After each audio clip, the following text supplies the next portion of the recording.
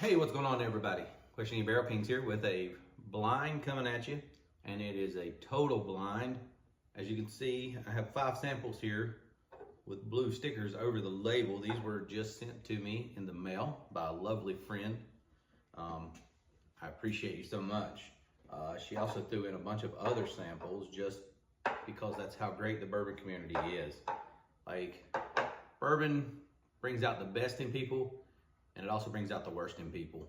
Brings out the best because you see fundraisers all the time, people with going through cancer, people who lose their houses, people just going out, veterans, just fundraisers, children hospitals. I mean, it's just amazing what the bourbon community does when they come together to help everybody. And then you see the bad side of people that just buy it just to camp out all night and sell it, and never actually drink it. I understand if you need to do that, that's fine. If you have something you don't like and you want to get something you do like, that's fine. But there's people that's their job, is they go out and they do that. But that's enough of me ranting and raving. Let's get down to these samples, because I don't even remember what the 5 samples that she had that she blinded that night. And I guess the closest to her order of what I thought was the best, and it was the closest to what her order was. So, glass 1. Some caramel, some vanilla. Simple notes, caramel, vanilla, nothing special out of that. A little more caramel on this one, a little more vanilla, a little more pronounced, a little brighter note there. A little bit of chocolate. Deep down, there's underlying chocolate on that one. Kind of similar notes here. I'm guessing these are all going to be in the same proof range, maybe, or same years. I don't remember, honestly. It's a good nose. You know, here's my notes, but I'm getting ready to grade it. It's blank, as you can see. 1, 2, 3, 4, 5. I'm going to do the nose, the palate, the finish, and then give it an overall. First 3 are all really good so far. A little different nose on this one.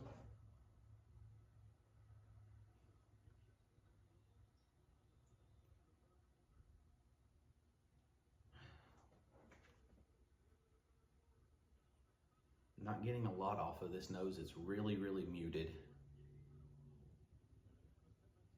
It's like a dark fruit, maybe a licorice smell here.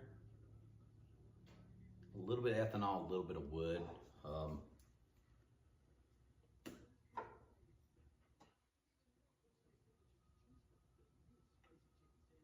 5th sample.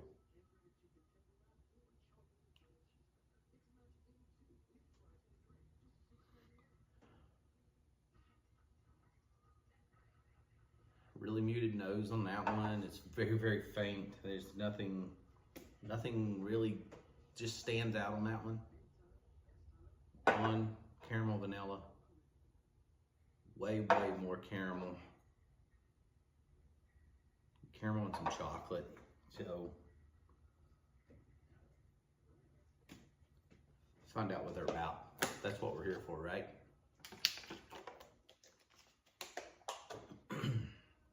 Glass 1. Cheers.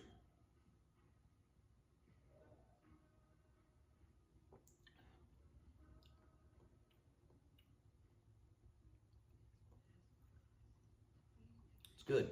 Caramel, vanilla, cinnamon, a little bit of oak right at the end. Very short finish, but good flavor. Once it hits, there's no burn. That's the finish is kind of short. Glass number 2. It's getting some red notes to it there. Cheers.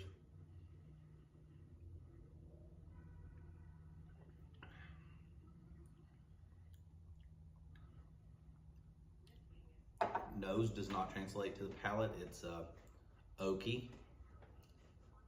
A little bit of underlying chocolate there on the back end. A little bit of bitterness there.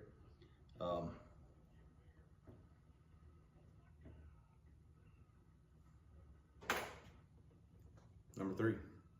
Cheers.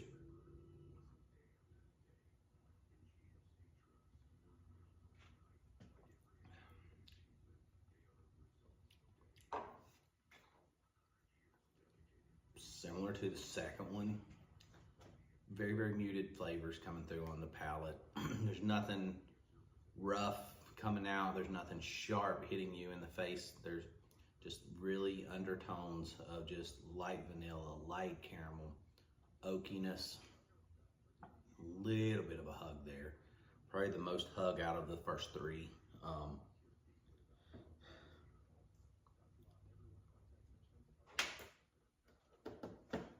Number 4.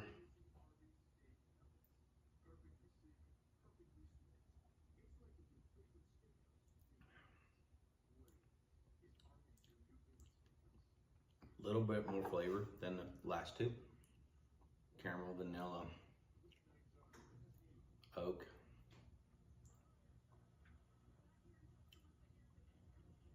Maybe a touch of chocolate coming through there. Woody bitterness on the back end of that also though. And the 5th one. Really interested to see what these are and how they came out.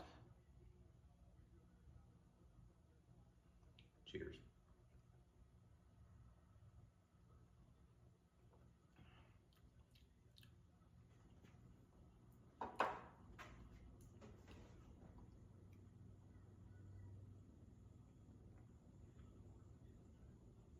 A little nuttiness, a little oak, a little cinnamon, little caramel, little vanilla. Once again, I'm gonna go out on a limb and say these are all low proof. When I say low proof, I'm thinking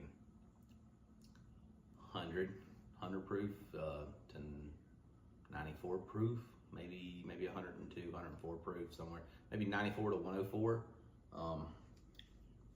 I really have a hard time getting notes in that range is why I'm guessing that. And I get a lot of oak when it's that low of a proof. And some of this oak, I'm guessing I'm getting maybe some 10-year-old something. Maybe 10-year-old Eagle, 10-year-old Russells, something in that range because there's a lot of oak there.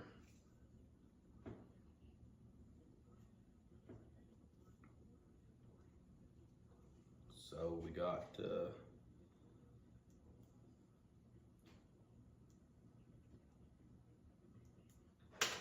a third, and so we got a 5, a 4, and 3. Got a 2-way tie. Got to break that tie because we can't have a tie.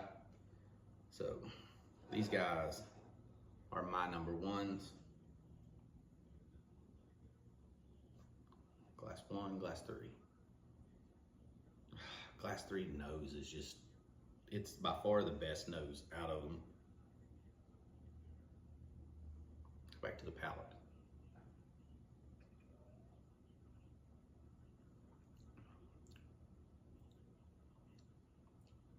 Yeah, the palate's just not doing it there for me.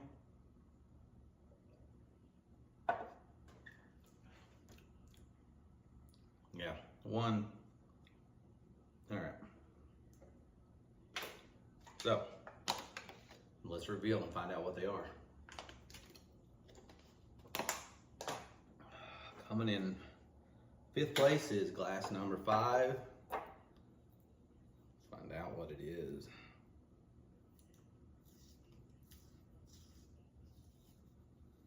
Ooh, surprising. Penelope 10-year estate, 2024. 5th place. 4th place, class number 4.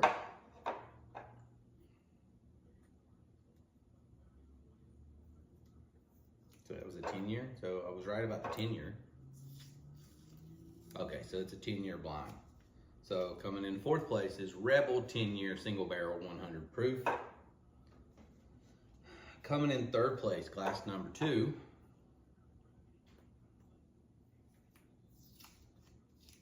Ooh, big dog. Michter's 10-year 2023 coming in at 94.4 proof. Shocking. Wow. Big dog. Highly allocated. Everybody loves the Michter's. I've always thought it's watered down too much for me. Coming in 2nd place, class number 3.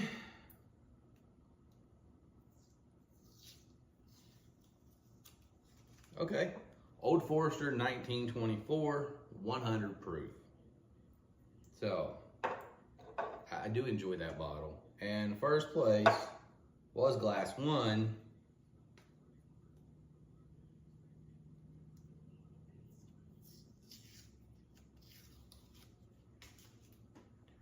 Russell's Reserve.